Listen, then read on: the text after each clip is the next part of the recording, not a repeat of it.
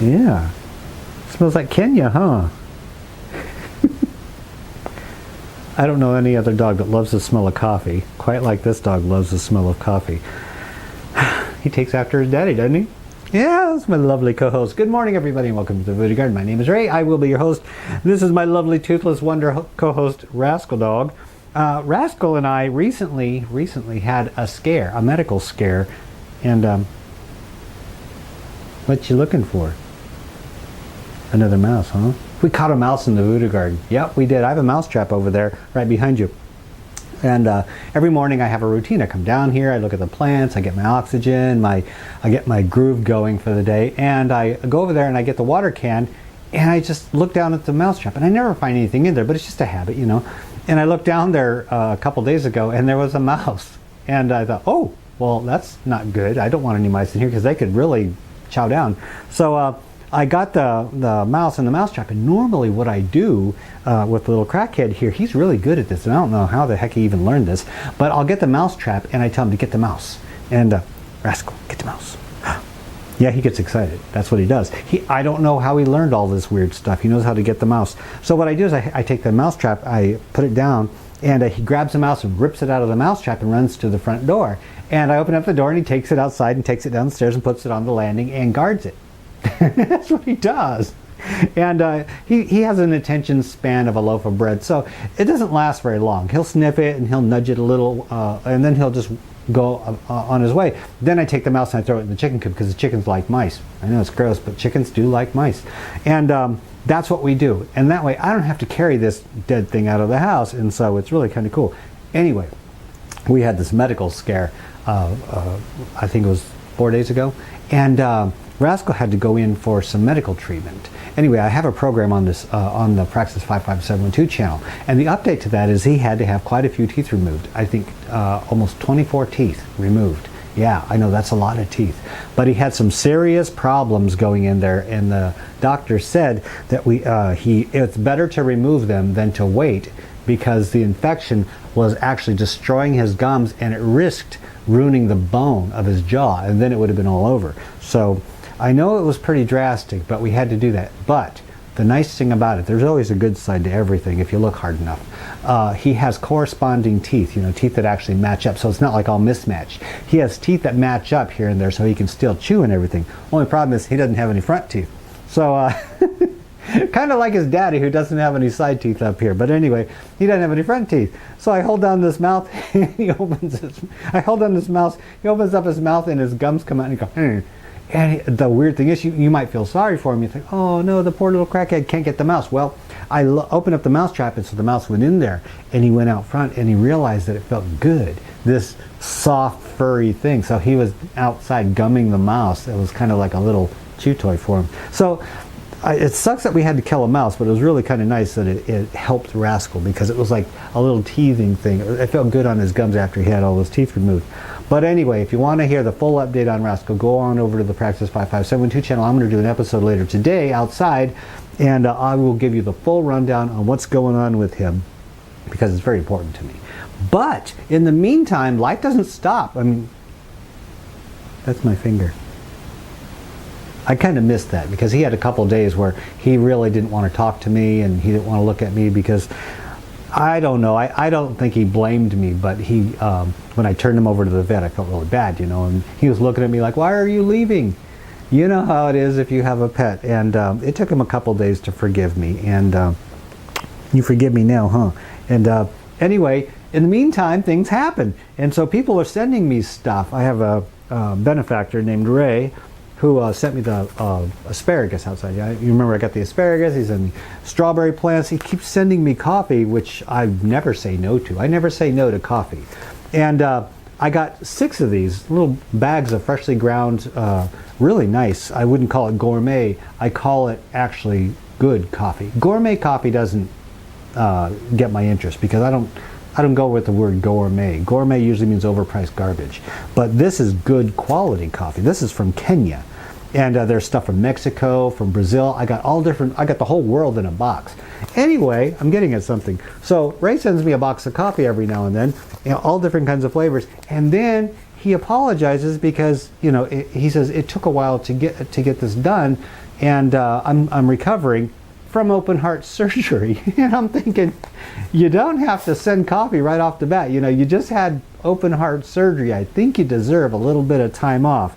So, but I thought that was really one of the coolest gestures. You know, he sends coffee, but he's not thinking of himself. He's thinking of me. You know, got to get the coffee to Ray. But, you know, I kind of got this open heart surgery thing going on. Maybe I'll take a couple extra days. You can take as long as you want. Let me tell you something. If you have open heart surgery, you got the best excuse in the world to take your time. But I always appreciate that. And I got this really cool letter from Linda.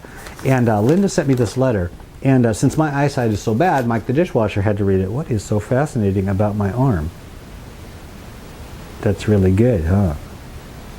He's been fascinated by licking recently. And I let him. I spoiled this little crackhead. But anyway, I got a letter from Linda, and it came with a box. And these are roses. I'm going to reach back here. I don't want him to fall off my lap. But anyway, she said that she was going to send me some rose cuttings because she has this house that has these old-fashioned roses. Remember I mentioned I wanted to grow roses that had some smell? Well, whenever I say something, people actually listen. And she sent me this thing. Okay, let's try not to break anything. Hey, I didn't dislocate my arm. Go me.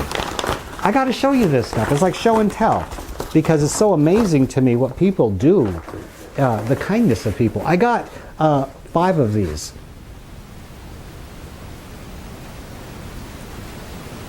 Okay, Linda, he's sniffing your roses. This one says white roses. And there's one that says pink and red and multi-color. And there's about a half a dozen sticks in here. When she said she wanted to send me roses, I thought, okay, she'll send me a couple canes. You know, she's doing rose cuttings. And she was going to send me a couple canes that I can root and then plant outside. She sent me about, I don't know, 5 in here and then 5. So I got enough roses. And I'm gonna try to root every single one of these. Yeah, I'm not just gonna root one and toss the rest away. I'm rooting every single one of these things. And if even half of them root, and I don't know what I'm doing when it comes to rooting roses, so I had to look it up online. And because these are just cuttings, so I want to make sure I do it right. Anyway, if half of these root, I'm going to have roses growing all over my property that actually have smell. Because you know me, I like to sniff things. Rascal and I have that in common. We both like to sniff things. And she wrote me the most beautiful letter accompanying this, and I do appreciate the gift. By the way, Linda, if you're watching, I hope you are. I do appreciate the gift. Linda wrote me a very touching letter, and I won't share everything about it, but basically she was telling me how much she appreciated tuning in, and it's kind of like spending time with a friend. And that's one of the things that I work on. I actually don't even have to work on it. It just sort of evolved. I started as a gardening channel, and then I really didn't feel that that was my niche, you know. It didn't feel quite right.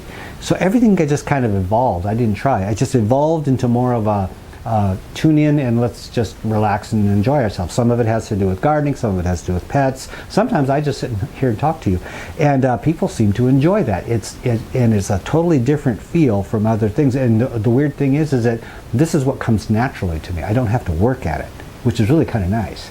So she sent me this really nice letter that she went through some difficult times, and it's really kind of nice to just blot all reality out every now and then and tune in and just come out to the farm and visit with me, and I appreciate that. And there are more. She's not the only one. There is an army of people that feel like that, and the more people I hear from that feel like that, the better I feel about what I'm doing. I like what I'm doing, but it's nice that people actually enjoy this so much that it feels like, you know, hanging out with a friend. And that was really nice, so I appreciate that. It's a gift from the heart. The same way the coffee is a gift from the heart. Yeah, see where I went with that one? A heart. But that's not the only thing. Another one, Petra, who's a longtime friend and viewer, she loves tuning in as well. And she's a friend on Facebook. She sent me these little sticks. I can't get up because I want to give him a place to lay. But you can see these pots over here. I got 1, 2, 3, 4, and I got 2 more over there. Well, she sent me, she said, you got something coming from eBay. And I thought, okay. And she didn't tell me what it was, and it came from eBay. I got this box, and I opened it up, And there are trees, these little trees, you know, like when you order from a nursery, you usually get these little tiny trees. They're little sticks, and you don't think much of them. You plant them. Well, I did this up in Minnesota. I ordered these, and they turned into something really wonderful. As a matter of fact, a couple of the trees out in front of my house, the plum trees, they came as little sticks, and they're looking beautiful. So don't underestimate the sticks that come from you when you order from the nurseries. They can turn into something great. She sent me 2 cherries, 2 pear, and 2, I don't know what the other ones are, but 2 of each. And I thought, holy cow. So yeah, I got fruit trees all over the place. I planted those things right away. So I got fruit trees growing in here. I'm going to let them grow here for an entire season. Probably not going to plant them outside this year. I'm going to let them root and get happy, and then that's the plan. I don't know how fast they're going to root. So I'm going to give them plenty of time to get used to their soil and to get some roots out before I take them outside. So I got trees growing in here. So I got trees coming from Petra, I got coffee from Ray, and Linda gifts me with an avalanche of roses. It's an incredible week. So it did have its ups and downs. The week had its ups and downs. It started out as on a really low note with little one here, but he's getting so much better and he's feeling so much better. That is the big thing. But we've been spending a lot of time together. I haven't been spending as much time online or with my online friends. I've been wanting to focus on him. And he's feeling really good. He's running around. The first time he barked after his surgery, he felt kind of weird. And he also had Lyme disease. I'll explain that in the next episode over on the Praxis channel. It was something very, very unexpected. And there's a twist to that. You're going to have to tune into that episode to find out what the really odd, it was a weird twist of fate type of thing. It really surprised the heck out of me and people that I told. They thought, wow, that's really kind of strange. That's a teaser. You got to watch the other episode. But I wanted to bring you into the Voodoo Garden today. I'm sorry. We can spend the rest of the day together, okay? Me and my friends here, your friends too, have a couple things to do. And then we'll, sniff those roses. He's going to be down here when I start rooting those things. I'm not going to root them on camera because I really don't know what the heck I'm doing. And plus, I have to go get some more soil. I'm out.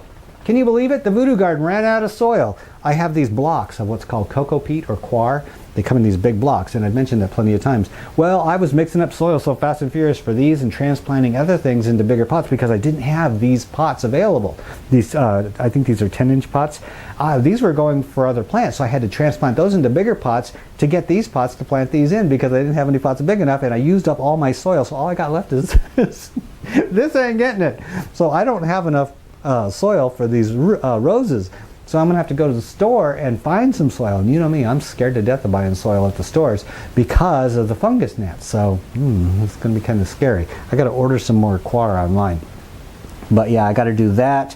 And but look at this. I want to show you this because Belladonna here has been going nuts. I like to show this off periodically because I don't know where it's going. Look at this. That's one plant. Folks, that is one plant.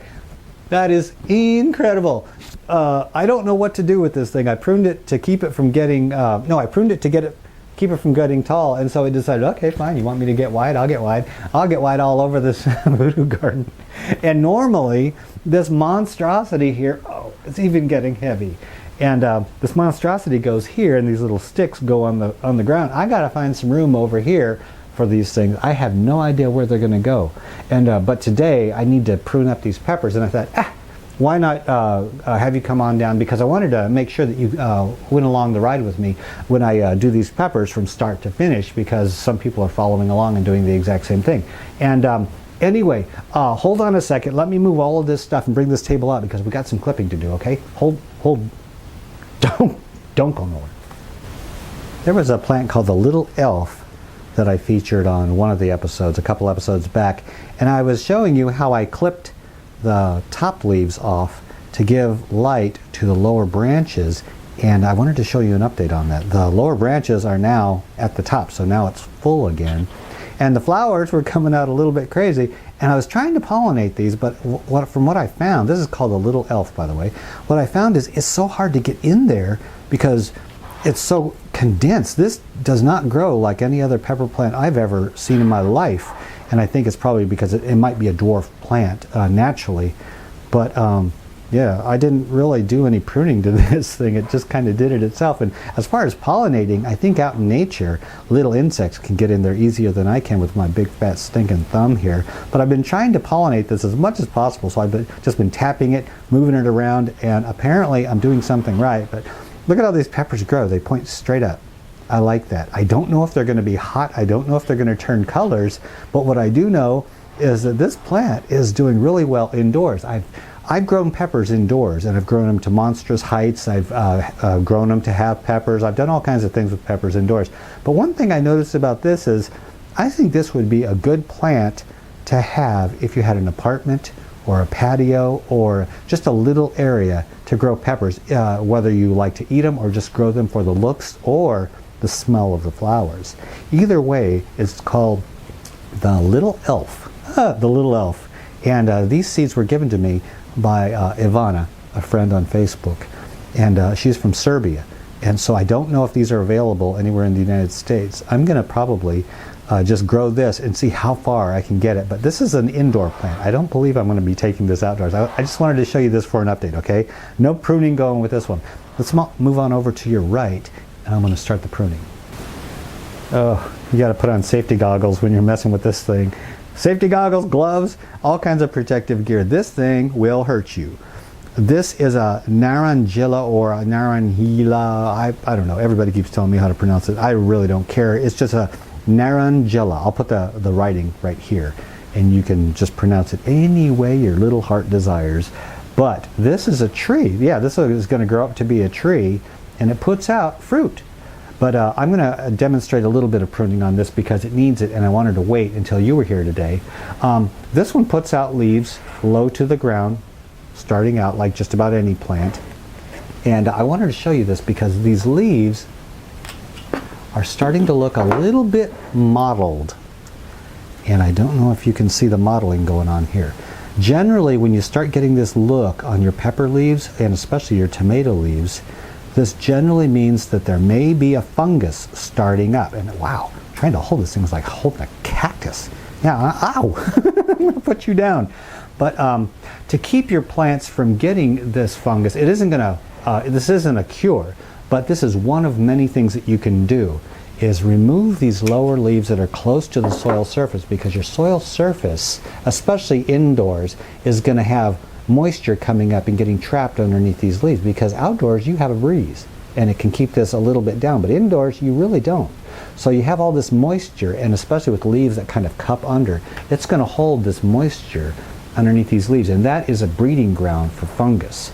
So if you remove the lower leaves, you allow a little bit more airflow there, and it's going to do your plants a lot of good. It's also going to encourage the upper ones to start growing a little bit more. That's all I had to do to this one. Let's move on over to the pepper, and I'll show you something a little bit more involved.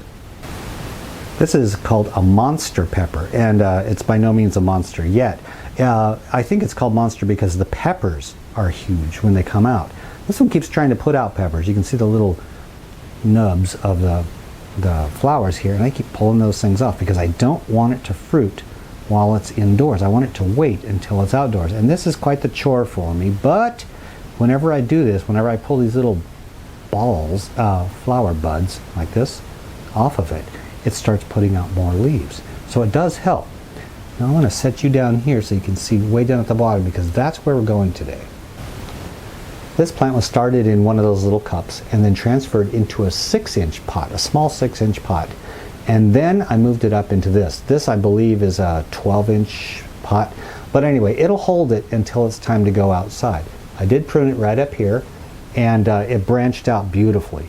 We have forking going on. One over here, a nice strong one. This is the best forking I have seen in a plant. You can't really predict where it's going to happen or when it's going to happen, but you can hope for the best. And this one did give me the best. I got a nice strong fork here, here, and back there. So it's a nice 3-way forking going on, and that is going to work into strength. That is going to equate into strength. Now, what's happened recently, and this is right before I transplanted, I noticed we have another branch coming out down here. Now that branch is never going to be a strong branch. It is, first of all, it's shaded by the upper branches, all right? So it's going to be shaded. it's going to be a little bit anemic, and also most of the strength is going out towards these. These are like super highways for the nutrients. This one, this little branch, is never going to work. It's just going to draw strength off the plant. So what we're going to do, snip this off, take the leaves off also down at ground level, because like with the Narangilla, we do not want these close to the ground. These have to go. Okay, let's take these off, this back one, and you can leave the leaves on the soil. I prefer not to. I'm going to go toss these, and there we go. That is the next, no, you can't hide. Okay, that is it. That's the last pruning I'm going to be doing probably on this until it's time to put it in the garden. And then when I plant it in the garden, I'm probably going to plant it about maybe 1.5 inches to 2 inches deeper to where this fork is right at ground level. We may get a little bit more roots on the stem at ground level. Don't quite know, but what that'll do is that'll help sturdy this plant a little bit more. And in the meantime, I'm popping these flower buds off as fast as I can. Boy, this thing, it's like a petulant little kid, you know, with a will of its own. It decides it wants to do something. Me as a parent, I decide it's not going to do something, and it doesn't want to listen to me.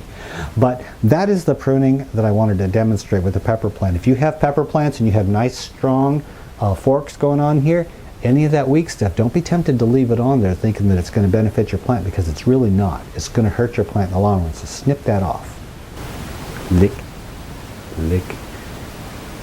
Hey, you want to go outside? I do. I think I do. Yep, I think we're pretty much done here. I'm going to clean up here. We're going to head outside and film a Praxis 55712 episode. So if you're interested in seeing what's going on out there, head on over to the Praxis 55712 channel, and we'll see you over there. But for right now, cleaning my hands. That feels so weird, but I love it. That's just what he does. He makes sure I'm clean. He takes care of me. You think I take care of him. He thinks he's taking care of me, and that suits me just fine.